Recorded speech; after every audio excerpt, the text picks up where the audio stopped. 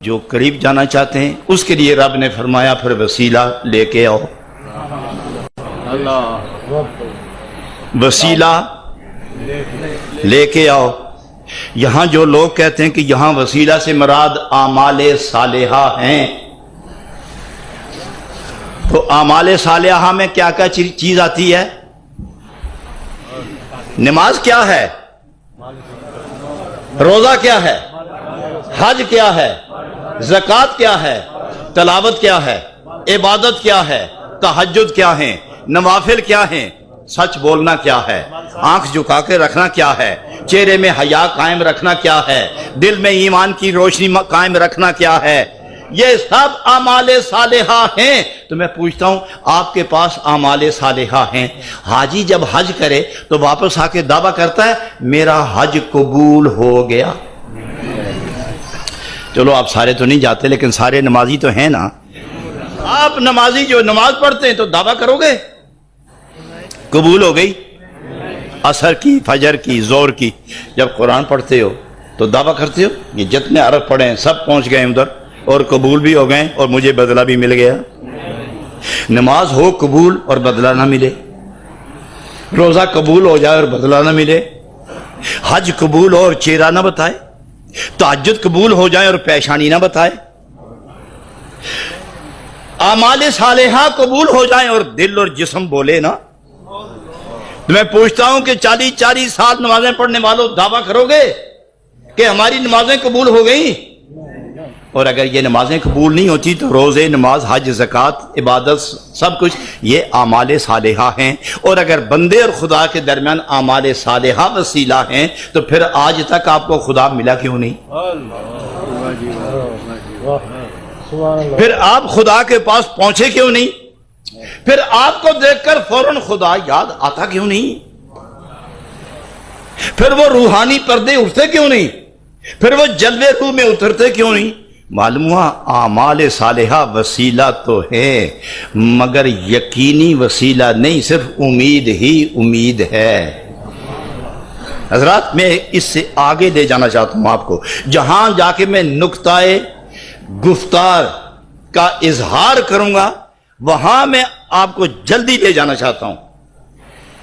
یہ نماز وقت نہ ہو تو نماز ہو جائے گی، اور یہ کیسا وسیلہ ہے جو بے وقت کام نہیں آتا.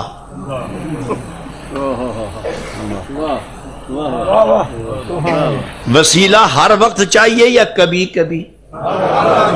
اور خدا اور بندے کے درمیان جو وسیلہ ہو وہ کبھی کبھی ہونا چاہیے یا ہر وقت ہونا چاہیے؟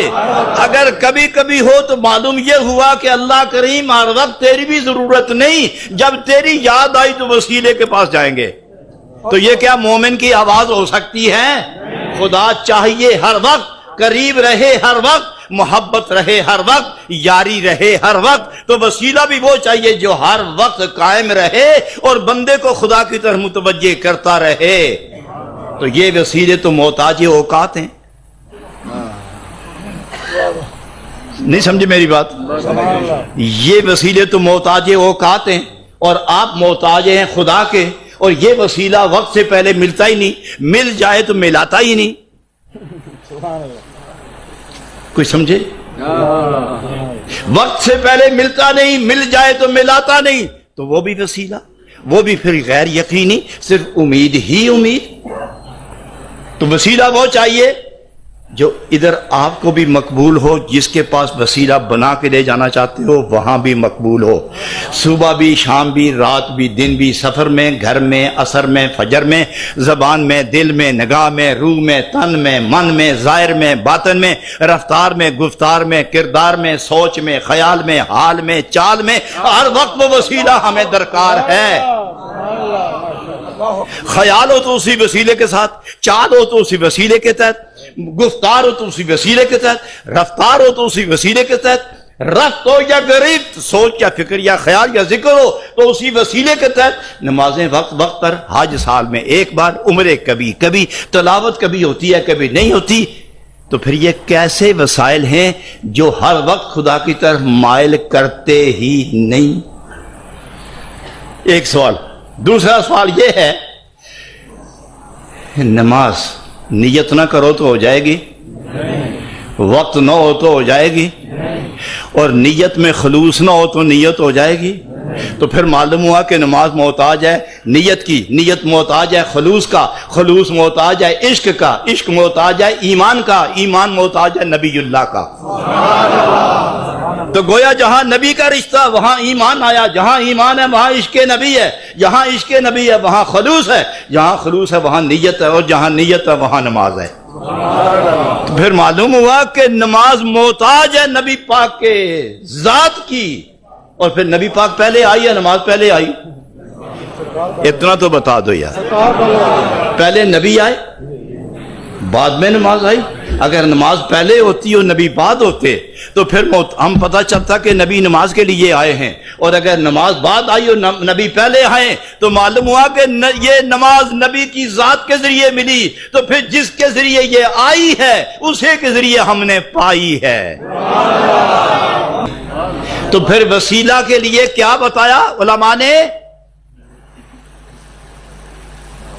اعمال صالحہ۔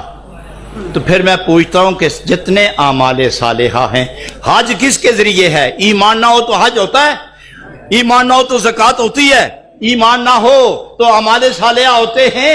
یہ سب کچھ محتاج ہیں ایمان کے، اور ایمان محتاج ہے نبی اللہ کے۔ تو معلوم ہوا کہ جتنے اعمال ہیں یہ سب محتاج ایمان کے، اور ایمان محتاج نبی پاک کا۔ تو پھر یہ مانو کہ ہر نیک عمل وسیلہ ہے، مگر نبی پاک کے وسیلہ سے وسیلہ ہے۔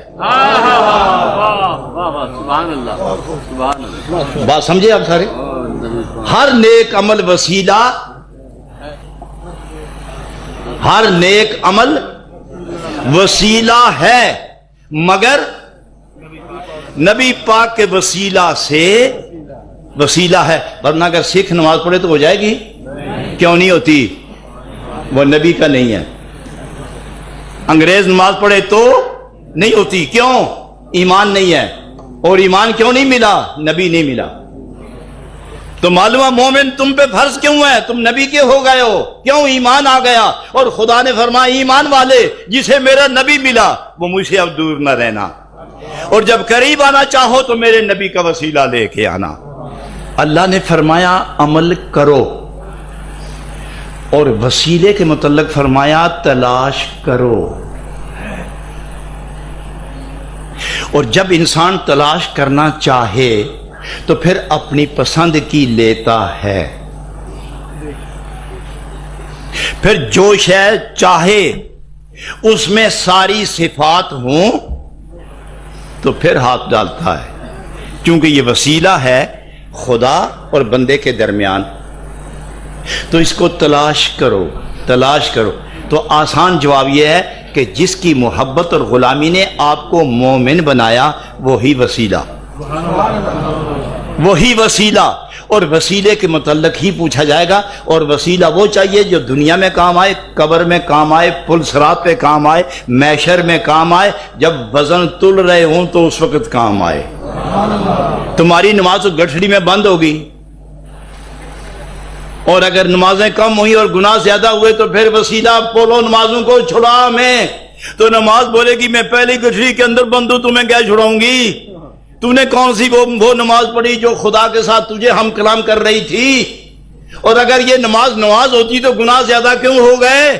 تو نبی پاک سامنے آئیں گے، میری شفاعت انا لہا انا لہا انا لہا، اے گناہگارو میں تمہارے لیے ہوں، میں تمہارے لیے ہوں۔ اور سجدہ فرمائیں گے تو رب ارشاد